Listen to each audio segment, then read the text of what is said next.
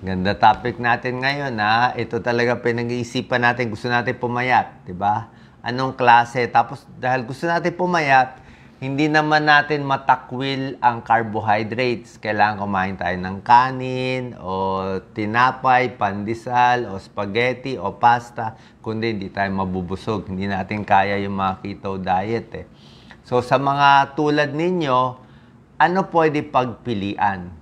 Kanin ba? Tinapay ba? O hindi ka magkakanin, magtitinapay? O mag-spaghetti ka? Magpapansit canton? Magbibihon ka na lang ba? Magnunoodle ka na lang ba? Tignan natin kung meron ditong a little better for you. Okay? Pwede ba ang rice? Actually, pag rice gusto nyo, maraming klaseng rice. Pwede kang half rice, pwede kang bawas rice, o pwedeng palitan mo brown rice. May red rice, may black rice pa. Okay? Magugulat kayo, noong 1939, nung lumang panahon, uso ang rice diet. May ganun pala. Maraming carbohydrates, yun ang pagkain nila. Binabawasan nila, taba. Protein, bawas konti, taba, bawas. No? Ultra low-fat diet, ang tawag nila, the rice diet, popular. No? Nakita nila, maganda daw for the kidneys, nakakapayat din, pero kokontrol mo rin talaga yung dami ng rice. Bakit maganda sa kidneys? Tulad na sinabi ko, ang high protein, puro karne, puro steak, puro laman, hirap ang kidneys. Kaya pag senior kayo, yung mga high protein, baka hindi nyo kaya. Pag mataas na creatinine ninyo, may kidney disease, bawal ng high protein. Konti na lang. Kaya nung tinanggal ang protein, binawasan, gumanda ang kidney disease. Although itong rice diet nga, hindi ko sinasabi sundin natin to, pero tingnan natin ano ba pwede. Okay, hindi ko sinabi all you can eat, ha.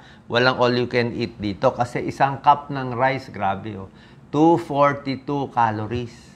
Ay bawat kainan mo dapat mga 500 calories ka lang, 500, 600. Sa babae mga 500 calories lang. So 240 to. So yung pagkain mo dapat 240 calories na lang, konti na lang. Kaya pag nag 2 cups of rice si Doc Lisa, 500 calories na yan. Wala na, lampas-lampas na. Tataba na tayo. Okay? Ano difference ng white rice sa brown rice and red rice? Ang white rice, kinuha lang yung loob, endosperm. Ito lang sa loob. Mas maputi, mas mabango, mas nape-preserve. Yung brown rice at red rice, ayan, pati may balot. Yan. Kaya high fiber. Mas maraming minerals. Okay? Itong brown rice, red rice, and black rice, mas maraming magnesium, phosphorus, manganese, selenium, iron, at vitamin B. So, mas maganda dapat. Ang problema lang, sinubukan ko mag-brown rice, hindi mo kaya mag-brown rice bigla pag hindi ka sanay. Ulitin ko, hindi mo kaya mag-brown rice bigla o kahit mag-black rice pag hindi ka sanay. Magtatai ka. Sasakit ang tiyan mo. Bakit? Super high fiber. Sabi mo, Doc, maganda fiber. Maganda ang fiber, pero wag mo bibiglain. Okay? Pag hindi ka sanay kumain ng maraming gulay, high fiber yun. Di unti-unti, dagdagan mo konti. Hindi pwede 3 plato ng kangkong, ubusin mo, high fiber, baka magtai ka. O magba-brown rice ka agad, baka magtai ka. So gawin mo, 3/4 white rice, 1/4 brown rice. After 1 week, gawin mo ng half cup white rice, half cup brown rice. Ihalo-halo mo hanggang masana yung tiyan mo.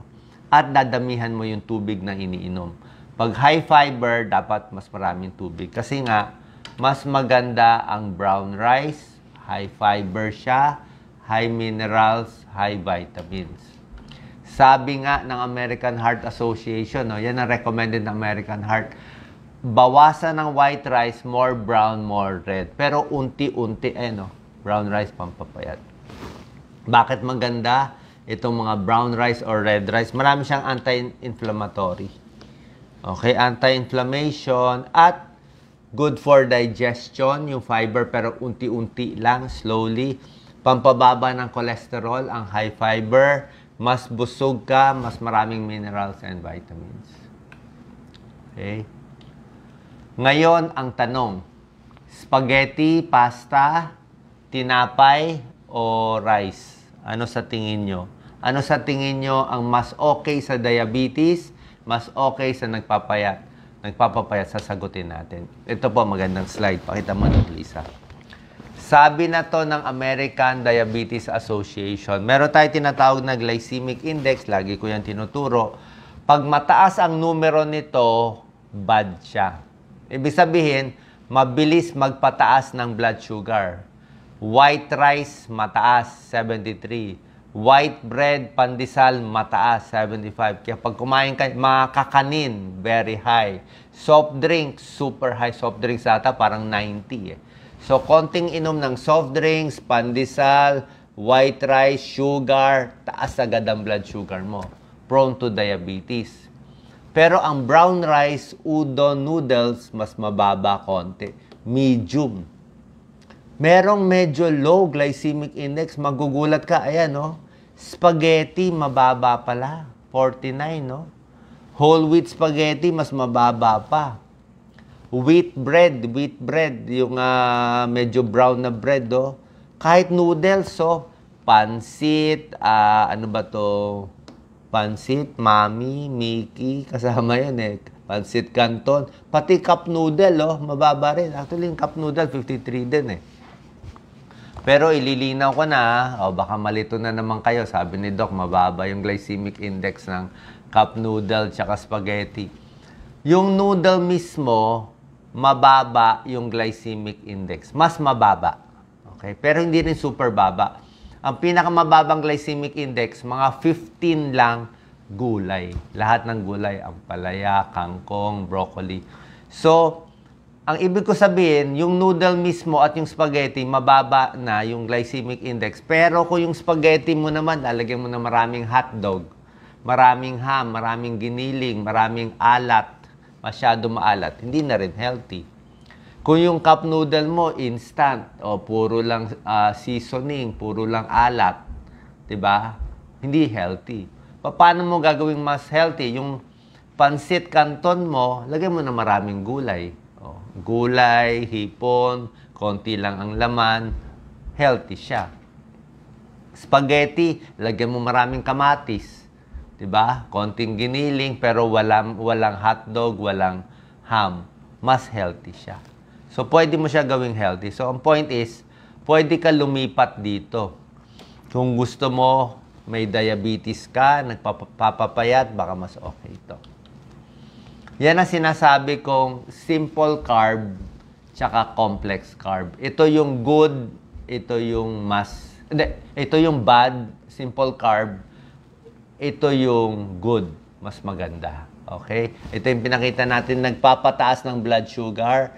Ito yung tinatawag na quote-unquote bad, yung puti. Puting tinapay, puting kanin, nakakataba. Brown rice, mas maganda. Wheat bread, mas maganda. Spaghetti, nandito rin yan. Kasama yan. At yung better carb, ito, bad carbs, oh. Lahat ng tinapay, patatas, o pizza, white bread, bad, oh. Ang good, oh, gulay. Sari-saring gulay, brown rice. So, ayan, oh. Oatmeal. Munggo, beans, kasama, tofu. Ito na yung good. Ito na yung complex carb na good carbohydrates na mas hindi nakakataas ng blood sugar. Kamote, brown rice. Ito, uso to, quinoa, pero green peas, wheat bread, di ba? Tapos, pag nagpapapaya tayo, hindi pwede masyadong OA, masyadong overacting. Okay? Minsan kasi nainis tayo, mataba tayo, gusto natin bigla. Di ba? May video na nga ako, sabi ko, ang best mindset para humaba ang buhay, dahan-dahan. Dahan-dahan sa galaw, dahan-dahan din sa kain. Kaya kung magpapapayat kayo, normally 2,000 calories tayo or more, baka 2,500 calories in a day. Yan ang normal kain natin. Kung magpapapayat ka, ang mga lalaki, babawasan mo lang 500. Minimum 1,500 calories in a day. Sa babae, 1,200 lang minimum. Huwag nang mas mababa pa. Kasi kung magka-crash diet ka, talagang gugutumin mo sarili mo, baka hindi kayanin. Baka magkasakit ka, hihina metabolism, magkukulang ka nutrients, mas hindi mo kaya. Mahirap mag-diet at magbawas ng calories kung maraming trabaho, may exam, nag-exercise, mahirap yun. Actually, ano mabilis magpapayat? Diet or exercise? Alam nyo ba ano sagot? Mag-exercise na lang ako para pumayat o magda-diet ako para pumayat? Ayon sa pag-aaral, ang best way na bumaba ang timbang, diet. Yung exercise para pumayat, mahirap. Kaya pero mas mahirap. More yung konting exercise, tapos bawasan mo yung pagkain mo. Pag nasanay ka na, lumakas ka na, bago ka ulit mag-exercise. Kasi yung iba pa nag-exercise, lalo kumakain napapakain. So, bottom line, bawasan natin yung pagkain natin. Kung 2 cups, gawin mong 1 cup. Kung white rice, pwede mo gawing half na brown rice. Or kung kaya mo, minsan lipat ka sa pansit o lipat ka sa spaghetti, pwede rin yon. Or kung babawasan mo talaga yung carbohydrates mo, pwede mo damihan yung gulay mo. Palitan mo ng kamote. Better din yung kamote, gulay, yun ang pampabusog mo. Sana po nakatulong tong video para malinawan kayo. And finally, kanya-kanya po to. Kung ano bagay sa inyo, yung iba hindi nabubusog sa tinapay. O kanin talaga. So, try mo na lang bawas-bawasan. Kung 2 cups ka dati, gawin na lang 1 cup. Okay? Sana po nakatulong to. God bless po.